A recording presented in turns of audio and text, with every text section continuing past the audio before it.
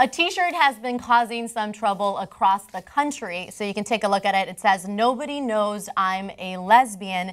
And on 2 separate occasions, one in California and another one in South Carolina, students were sent home after wearing it. In Northern California, administrators said, "This is an open invitation to sex. It's gang-related, it's disruptive, and you know what? You're not supposed to wear clothes that display your personal beliefs and choices." Yeah. And in the case of South Carolina, it was also considered disruptive, but the administrator said that you shouldn't wear anything about lesbians, gays, and bisexuals. I love that they cover all their bases. It's disruptive, it's possibly gang-related, it's too sexual, it also, I don't like impact font, the color's all wrong. Like they just, whatever it takes, that's why you can't wear it. I'm so glad you brought that up, but in both cases, it was deemed as disruptive, and there's a very important reason for this. There's actually a case called the Tinker versus Des Moines case that set the precedent for how to deal with cases like this, and it gives authority and some leeway to administrators to take away anything that is disruptive or considered disruptive to the classroom setting and to the education of other students. Supreme Court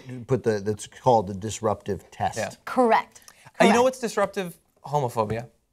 Get rid of that from the schools, maybe, and then we wouldn't need these. I want to hear the argument that makes the case that it's gang related.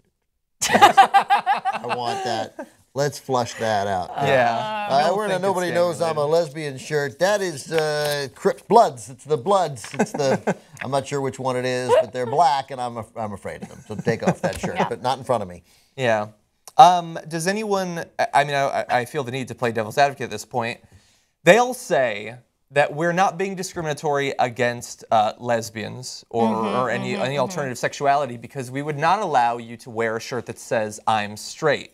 And I sort of understand why they wouldn't want you to wear that shirt, because generally the sort of person who'd wear a shirt to school that says, "I'm glad I'm straight, I'm proud I'm straight," wants to pick a fight, basically. That's right. Yeah. But they would say, we're being even because we're discriminating against all shirts that have to do with sexuality. That is not meant to be displayed on your shirt, on your chest. Is that an acceptable response from the schools? Absolutely not. Okay. Absolutely not. This is about your First Amendment rights. It's about freedom of speech. And if your speech, whether it says "I'm straight" or whether it says, "I'm a lesbian" or whatever it may be, if that speech is not causing any sort of disruption, you should be able to have it on you. What if it is causing disruption?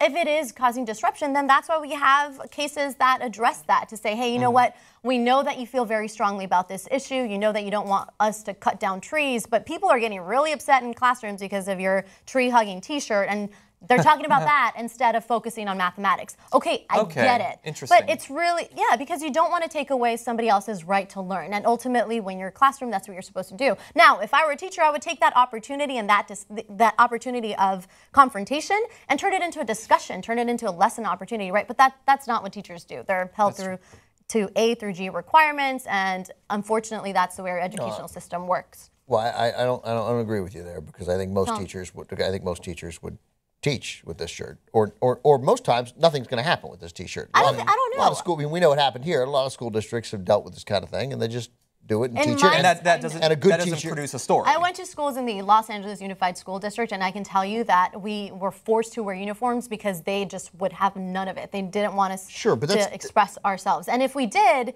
they suspended us. Okay, but that's different. And there's a totally acceptable way to deal with this, which is to say, you can't have anything on a T-shirt. I don't want you to say "Nobody Knows I'm a Lesbian." I don't want text. You to say no text. You can't say Pittsburgh Steelers. It can't say anything. And I got no beef with that. If that's a way for them to control the school that you had, then okay, that's an administrative decision that I could get behind. I might even support.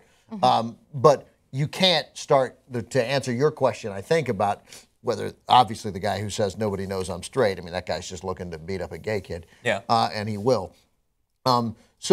But you can't, the slow, I'm not a big fan of slippery slope arguments, but you can't start regulating the message. You're going to lose. And the people who are going to lose are going to be the minority students. They're going to be students with a message on the shirt that is different, that is confrontational. Which is not confrontational, which is different, but that will be seen as confrontational by a majority, by people who aren't. So, the way you do it is, okay, that's it. Nobody gets to have anything on a T-shirt. Yeah.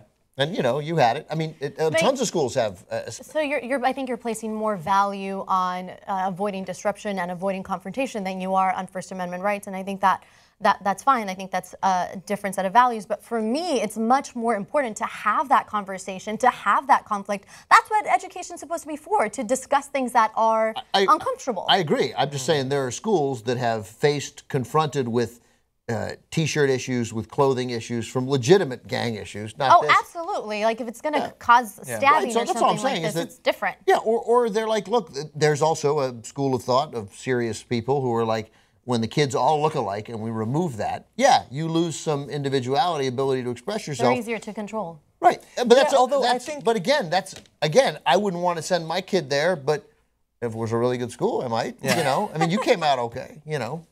Presumably. She hasn't been around for a while. I don't know. In my school, we didn't have any sort of uniform policy. And growing up, I didn't really even know anyone who had it. So I've always thought it was weird. But now that I think about it, like it does reduce your ability to express yourself or to be an individual. But do we really want to teach the lesson to kids growing up that the way you express yourself, the way you're an individual, is by putting words on your shirt? Like, you can be an individual and you can express yourself and develop your individuality on a number of different issues that should be focused in school more on your brain than on your pants, I think. Well, your pants or your shoes. But with all that said, I have a lot of, I value the bravery of the student being willing to say that. I like that they're willing to try to be an ambassador for people who are ignorant about these issues, certainly.